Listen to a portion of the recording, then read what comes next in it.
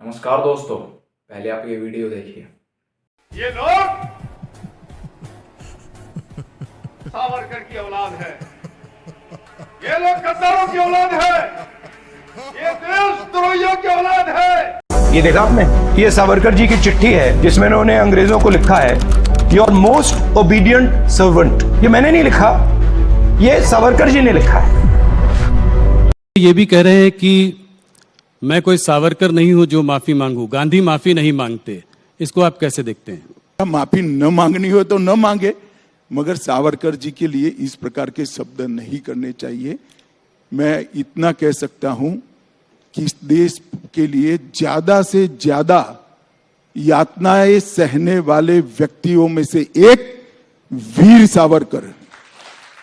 लगता है राहुल गांधी जी जिस तरीके से सावरकर जी पर बोलते हैं, हमेशा उनका अपमान करते हैं, क्योंकि महाराष्ट्र की जनता सावरकर जी को एक आइडल मानती है, अपना भगवान मानती है, और वो उनका अपमान कर। इस वीडियो में जहां एक तरफ अपोजिशन और उसके सहयोगी दल सावरकर को एक गद्दार नेता बता रहे हैं, एक लेटर के माध्यम से उन्हें डरपोक कह रहे हैं, वहीं दूसरी तरफ सत्ताधारी पार्टी और उसके सहयोगी दल उसी नेता का बचाव करते हुए दिख रहे हैं, उन्हें एक सच्चा देशभक्त बता रहे हैं। लेकिन कौन थे ये सावरकर, जिन्हें स्वयं Indira Gandhi the remarkable son of India कहती हैं? क्या है इनकी कहानी, और वह कौन सा आरोप है जो सिद्ध तो नहीं हो पाया किंतु कुछ लोगों के लिए एक खलनायक बनकर रह गया? इस वीडियो को जरा ध्यान से सुनिएगा, क्योंकि अंत में आप ही को ये फैसला लेना होगा कि क्या थे सावरकर, एक गद्दार या एक सच्चे देशभक्त। इस वीडियो को हम 3 भाग में करेंगे। पहले भाग में हम सावरकर के प्रारंभिक जीवन के बारे में जानेंगे, दूसरे भाग में हम सावरकर के राजनीतिक सफर को समझेंगे, और अंत में इस वीडियो के समापन की ओर बढ़ेंगे। तो चलिए बिना वक्त गवाए इस वीडियो की शुरुआत करते हैं।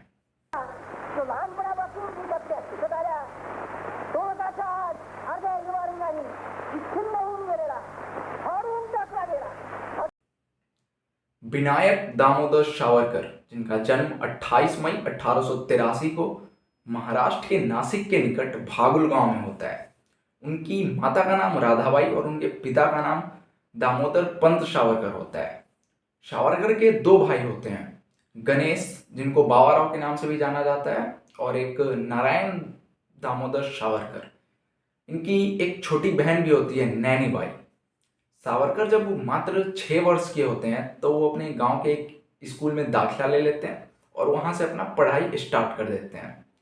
9 वर्ष की आयु में आते ही हैजे की महामारी में 1891 में सावरकर की मां का निधन हो जाता है। मां के निधन के ठीक 7 साल बाद 1899 में प्लेग की महामारी में सावरकर के पिता का भी निधन हो जाता है। माता पिता के मौत के बाद घर के पूरे पालन पोषण की जिम्मेदारी सावरकर के बड़े भाई गणेश के ऊपर आती है। दुख और इस कठिनाई की घड़ी में गणेश के व्यक्तित्व से सावरकर काफी प्रभावित होते हैं। सावरकर बचपन से तो पढ़ाकू होते ही हैं, लेकिन उनके साथ साथ उनके अंदर एक अनोखा टैलेंट होता है कविता लिखने का। आप इस बात का अनुमान इसी से लगा सकते हैं कि जब सावरकर केवल 10 वर्ष के होते हैं तभी उस वक्त के चर्चित अखबारों में सावरकर के द्वारा लिखी गई कविता छपने लगती है। सावरकर शिवाजी हाई स्कूल नासिक से 1901 में मैट्रिक की परीक्षा पास करते हैं। मैट्रिक की परीक्षा पास करने के बाद वो अपने कुछ मित्रों के साथ मिलकर मित्र मेला नाम का एक संगठन बनाते हैं, जिसका मुख्य उद्देश्य नवयुवकों में राष्ट्रीयता की भावना और क्रांति की ज्वाला को जगाना होता है, ताकि अंग्रेजों के विरुद्ध लड़ी जा रही इस आज़ादी की लड़ाई को और मजबूती मिल सके। 1901 में ही सावरकर की शादी रामचंद्र तरयंबक चिपलुनकर की पुत्री यमुनाबाई से होती है। विवाह के बाद भी सावरकर को पढ़ने का बड़ा शौक होता है, तो उनके विश्वविद्यालय की पढ़ाई का पूरा भार उनके ससुर अपने ऊपर ले लेते हैं। जिसके बाद सावरकर पुणे के फर्ग्यूसन कॉलेज से 1902 में बीए करते हैं। बीए करने के बाद मुख्य रूप से सावरकर का राजनीतिक सफर का प्रारंभ होता है। तो चलिए अब उनके राजनीतिक सफर पर प्रकाश डालते हैं। 1904 में सावरकर अभिनव भारत नाम का एक संगठन बनाते हैं। 1905 में जब बंगाल विभाजन होता है तो सावरकर सार्वजनिक तौर पर विदेशी कपड़ों की एक होली जलाते हैं। सावरकर का ऐसा मानना था कि आज़ादी की यह लड़ाई तब तक अधूरी है जब तक हम पूर्ण रूप से स्वदेशी शिक्षा को अपना नहीं लेते और पूर्ण रूप से हम विदेशी सामानों का, विदेशी वस्तुओं का बहिष्कार नहीं कर देते। सावरकर पहले ऐसे नेता थे जो यह समझते थे कि अंतर्राष्ट्रीय समर्थन के बिना भारत की आज़ादी की लड़ाई कितनी मुश्किल है और भारत की आज़ादी की लड़ाई के लिए अंतर्राष्ट्रीय समर्थन कितना जरूरी है। जिसके बाद अभिनव भारत के क्रांतिकारी रूस, चाइना, इजिप्ट, आयरलैंड जैसे देशों के क्रांतिकारी ताकतों के संपर्क में रहने लगे थे। 1906 में बाल गंगाधर तिलक के अनुमोदन पर श्यामजी वर्मा से सावरकर को आगे की पढ़ाई के लिए, उच्च शिक्षा के लिए छात्रवृत्ति मिलती है। इस छात्रवृत्ति को लेने के बाद सावरकर लंदन जाते हैं और वहाँ के ग्रे इन लॉ कॉलेज में नामांकन लेते हैं। नामांकन लेने के बाद सावरकर लंदन में इंडिया हाउस में रहना प्रारंभ करते हैं। उस वक्त इंडिया हाउस राजनीतिक गतिविधियों का एक मुख्य केंद्र हुआ करता था जो श्याम प्रसाद मुखर्जी के द्वारा चलाया जा रहा था। सावरकर वहाँ पे फ्री इंडिया नाम का एक सोसाइटी का भी गठन करते हैं, जिस सोसाइटी के अंतर्गत यह कुछ अपने मित्रों और भारतीय छात्रों को अंग्रेजों से आज़ादी की लड़ाई लड़ने को प्रेरित करते हैं।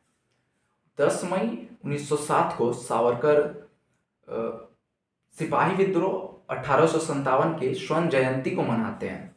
इस अवसर पर वो एक भाषण भी देते हैं, जिस भाषण में वो प्रमाण सहित इस संग्राम को भारत का प्रथम स्वतंत्रता संग्राम सिद्ध करते हैं। मई 1909 को सावरकर लॉ की एग्जाम देते हैं और पास भी होते हैं, किंतु उन्हें लंदन में वकालत करने की अनुमति नहीं दी जाती है।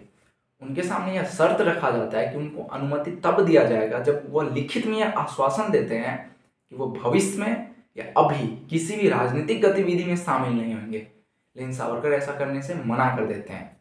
सावरकर इस शर्त को स्वीकार नहीं करते हैं। सावरकर लंदन में अपने मित्रों को बम बनाने और गुरिल्ला पद्धति से लड़ाई लड़ने की कला सिखा रहे होते हैं। उन्हीं मित्रों में इनका एक मित्र होता है मदन लाल ढींगरा, जो 1 जुलाई 1909 को एक सार्वजनिक बैठक में अंग्रेज अफसर विलियम हट कर्जनवाइली की गोली मारकर हत्या कर देते हैं। इस हत्या के बाद उन्हें गिरफ्तार कर लिया जाता है, जिसके बाद भारत और लंदन में क्रांतिकारी गतिविधियां काफ़ी बढ़ जाती है। सावरकर ढींगरा को राजनीतिक और कानूनी सहयोग प्रदान करते हैं, लेकिन अंग्रेज गुप्त और प्रतिबंधित तरीके से ढींगरा को मौत की सज़ा सुना देते हैं। इसके बाद भारतीय छात्र जो कि लंदन में रह रहते हैं वो काफ़ी आक्रोश में आ जाते हैं, वो विद्रोह करने लगते हैं। यह विद्रोह तब उग्र हो जाता है जब सावरकर ढींगरा को एक देशभक्त और क्रांतिकारी बता देते हैं। अंग्रेज का नज़र सावरकर की इन गतिविधियों पे होता है, जिसके बाद वो सावरकर को इस हत्या में शामिल होने और भारत पिस्तौल पहुंचाने के जुर्म में 13 मई 1910 को गिरफ्तार कर लेती है। गिरफ्तार करने के बाद सावरकर को आगे के अभिभोग के लिए, आगे की सजा के लिए भारत लाने पर विचार किया जाता है। जब सावरकर को यह पता चलता है कि उनको भारत लाने पर विचार किया जा रहा है और कर भी लिया गया है लगभग, तो वो अपने एक मित्र को पत्र लिखते हैं, जिस पत्र में भारत आने के क्रम में वो बीच रास्ते से भाग जाने की योजना के बारे में बताते हैं और उनसे रास्ते में आने के लिए कहते हैं ताकि वो भाग सकें। 8 जुलाई 1910 जब सावरकर को MS को मोरिया नाम के शिप से समुद्र के रास्ते भारत लाया जा रहा था, तो उस जहाज की खिड़की से समुद्र में कूद जाते हैं और तैरते हुए भागने की कोशिश करते हैं। एक हद तक वो सफल भी हो जाते हैं, किंतु मित्र के आने की देरी की वजह से ये दोबारा पकड़े जाते हैं, जिसके बाद 24 दिसंबर 1910 को इन्हें आजीवन कारावास की सजा सुनाई जाती है। 31 जनवरी 1911 ठीक लगभग 1 महीने बाद ही इन्हें दूसरा आजीवन कारावास की सजा भी सुनाई जाती है। ऐसे ये ब्रिटिश सरकार द्वारा क्रांतिकारियों के लिए दो आजीवन कारावास की सजा लेने वाले पहले क्रांतिकारी बन जाते हैं, जो इस विश्व इतिहास का पहला और अनोखा। इधर आजीवन कारावास चल ही रहा होता है कि सावरकर को एक पुराने केस, जिसमें 21 दिसंबर 1909 को अनंत लक्ष्मण कन्हले द्वारा नासिक के कलेक्टर जैक्सन की हत्या कर दी जाती है, उस षड्यंत्र में शामिल होने के जुर्म में इनको फंसाकर इनको काला पानी का सजा देकर अंडमान के सेलोल जेल में भेज दिया जाता है। सेलोल जेल में उस समय क्रांतिकारियों के लिए कितना भयानक होता था, इस बात का अनुमान आप इस बात से लगा सकते हैं कि जिस बैल की मदद से हम कोल्हू से तेल निकालते हैं, अंडमान के उस जेल में उस बैल की जगह पे इन क्रांतिकारियों को बांध दिया जाता था और फिर नारियल और सरसों का तेल निकालने को कहा जाता था। अगर थकावट या किसी भी वजह से क्रांतिकारी रुक जाते थे तो उन पे कोरों से वार किया जाता था, उन्हें कोरों से मारा जाता था, उन्हें बेतों से मारा जाता था और उन्हें कठोर सजा भी दी जाती थी। इतना कुछ करने के बाद भी न उन्हें भरपेट खाना दिया जाता था और न भरपेट पानी दिया जाता था। सावरकर 1911 से 1921 की अवधि में इसी जेल में व्यतीत करते हैं। यह वही अवधि है जिसको लेकर सारा विवाद चल रहा है। कहते हैं कि इस अवधि में सावरकर लगभग 7 बार अंग्रेज हुकूमत के सामने पत्र लिखे थे, जिसमें वो माफ़ी मांगे, तो इनके कहने पे मांगे, उनके कहने पे मांगे, वो वादा भी किए कि हम आपके अंदर में काम करेंगे, फलाना ढिमकाना। बात चाहे जो कुछ भी हो, हम बस आपसे इतना पूछना चाहते हैं कि अगर वो लेटर लिखें, अगर वो जेल से बाहर आने के लिए अंग्रेज हुकूमत से कहें कि हमें जेल से बाहर छोड़ दिया जाए, तो इसमें गलत क्या है? वो एक रणनीति का हिस्सा भी तो हो सकता है। सावरकर जब जेल गए थे तो उनकी आयु लगभग 28 वर्ष की थी और उन्हें जो 2 आजीवन कारावास का सजा दिया गया था, तो वो सजा 50 साल का हो गया था। जब तक आजीवन कारावास की सजा को पूरा करके सावरकर जेल से आते, तब तक उनकी उम्र 78 साल हो जाती। तो वो 78 साल की उम्र में कुछ खास कर पाते हैं? सावरकर इस बात को तो भली भांति जानते थे कि अगर यहाँ पे जेल के अंदर भी हम क्रांतिकारी वाला ही जिंदगी अपनाते हैं, जेल के अंदर भी अगर हम अंग्रेज का विरोध करते हैं, विद्रोह करते हैं, तो अंग्रेज मेरे सजा को कम नहीं करेगी, बल्कि वो और सख्त हो जाएगी और उसके सख्त होने के बाद मेरे जेल से निकलने में और विलंब होगा और जितना विलंब होगा उतना ही हम अपने जो मेरा सपना है उसमें हम पीछे चले जाएंगे। अगर वो लेटर लिख के जेल से बाहर आ सकते हैं एक रणनीति के तहत, तो इसमें बुराई क्या है? सावरकर का पूरा जीवन देखिए, वो बचपन से भारत के स्वतंत्रता के लिए कितने समर्पित हैं, वो कितना मेहनत कर रहे हैं। ऐसे तो फिर कान्हा भी कालेवर राक्षस का वध कराने के लिए महाराज मुकुंद चंद के गुफा में चले जाते हैं, रन से भाग जाते हैं, जिस कारण उन्हें रणछोड़ नाम भी दिया गया। क्या कृष्णा डरपोक थे? क्या कृष्णा कायर थे?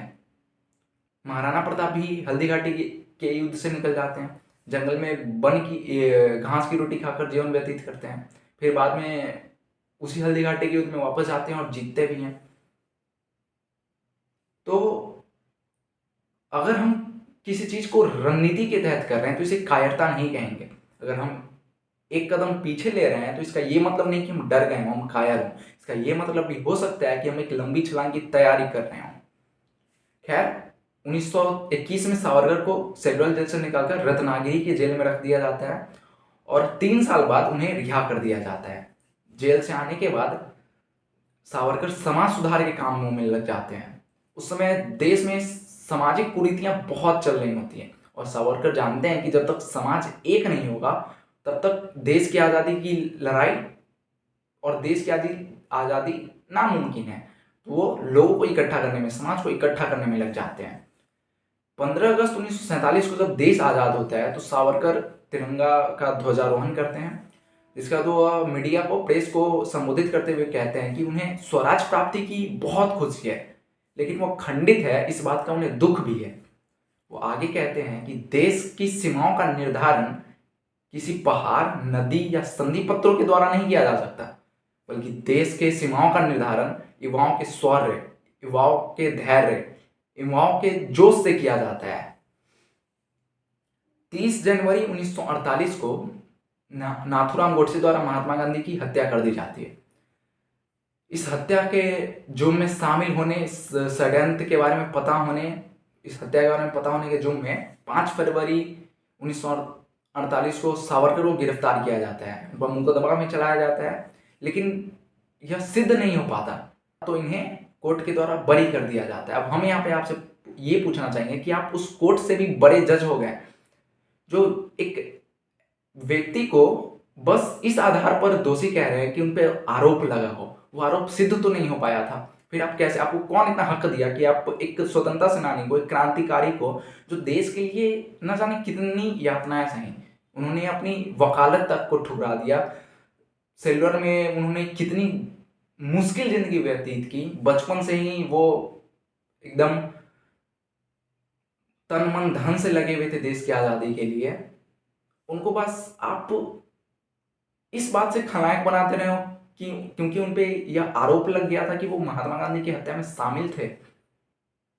सितंबर 1965 में सावरकर को तेज बुखार आता है, जिसके बाद उनका स्वास्थ्य में लगातार गिरावट देखने को मिलता है। 3 फरवरी 1966 को सावरकर ये फैसला करते हैं कि वो मरने तक उपवास रखेंगे। इसके बाद 26 फरवरी 1966 को भारतीय समय अनुसार 10 बजे मुंबई में सावरकर की मौत हो जाती है। सावरकर के मरने के बाद तब के तत्कालीन राष्ट्रपति डॉक्टर सर्वपल्ली राधाकृष्णन सावरकर के बारे में कहते हैं कि सावरकर हमारे देश की आज़ादी के लिए एक दृढ़ और मजबूत कार्यकर्ता थे। उनका करियर कई युवाओं के लिए एक महान करियर था। तब के उपराष्ट्रपति डॉक्टर जाकिर हुसैन कहते हैं कि सावरकर एक महान क्रांतिकारी थे। उन्होंने कई युवाओं को हमारी मातृभूमि की मुक्ति के लिए काम करने के लिए प्रेरित किया। और तब के प्रधानमंत्री साहिबा इंदिरा गांधी सावरकर के बारे में कहते हैं कि सावरकर समकालीन भारत के एक महान विभूति थे, जिनका नाम साहस और देशभक्ति के लिए जाना जाता था। उन्हें एक उत्कृष्ट क्रांतिकारी के सांचे में ढाला गया और अनगिनत लोगों ने उनसे प्रेरणा ली। बाकी आप राष्ट्रपति और उपराष्ट्रपति को छोड़ दीजिए, हम यहाँ पे सिर्फ प्रधानमंत्री साहिबा के बयान को लेंगे। वो तो कांग्रेस से थी ना, कहा जाता है कि सावरकर कांग्रेस विरोधी थे, फिर भी उनकी मौत पे इंदिरा गांधी का ऐसा बयान आना कि साहसी और देशभक्त, और आज उन्हीं की पार्टी, उन्हीं के पुत्र पुत्रियों के द्वारा सावरकर पे ऐसा आरोप कि वो गद्दार थे, वो डरपोक थे। आप ये बताइए, एक टाइम पे तो व्यक्ति एक ही चीज हो सकता है ना, या तो साहसी होगा या फिर डरपोक होगा, या तो गद्दार होगा या फिर देशभक्त होगा। इंदिरा गांधी उस वक्त अगर सावरकर को देशभक्त बता रही हैं तो वो फिर गद्दार कैसे, और अगर साहसी बता रही हैं तो वो डरपोक कैसे। इंदिरा गांधी कह रही हैं कि भारत के युवाओं से प्रेरणा लेते हैं, क्या प्रेरणा एक डरपोक और गद्दार से लिया जाता है? 1980 में वीर सावरकर के जन्मदिन के सिलसिले में श्री पंडित वाकले इंदिरा गांधी को एक खत लिखते हैं। इस खत के जवाब में इंदिरा गांधी श्री पंडित वाकले को लिखती हैं कि वीर सावरकर के ब्रिटिश सरकार की प्रति अवज्ञा का हमारे स्वतंत्रता आंदोलन के इतिहास में अपना महत्वपूर्ण स्थान है। मैं भारत के इस उल्लेखनीय पुत्र की जन्म शताब्दी मनाने की योजनाओं की सफलता की कामना करता हूं। यहाँ पे इंदिरा गांधी सावरकर को एक भारत के उल्लेखनीय पुत्र का दर्जा दे रही है, और आज उन्हीं की पार्टी, उन्हीं के बेटे उसी नेता को गद्दार, डरपोक और न जाने क्या क्या कह रहे हैं। आपने इस वीडियो के माध्यम से सावरकर के पूरे जीवन को समझा, पूरे जीवन को देखा।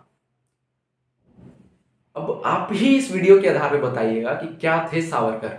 ये निर्णय अब आपके हाथों में है कि क्या थे सावरकर। वो एक सच्चे देशभक्त थे, एक वीर योद्धा थे, वीर क्रांतिकारी थे, या एक गद्दार, एक डरपोक थे। बाकी इस वीडियो को यहां तक देखने के लिए बहुत बहुत धन्यवाद। हम फिर मिलेंगे किसी और वीडियो में, तब तक के लिए इजाजत चाहते हैं।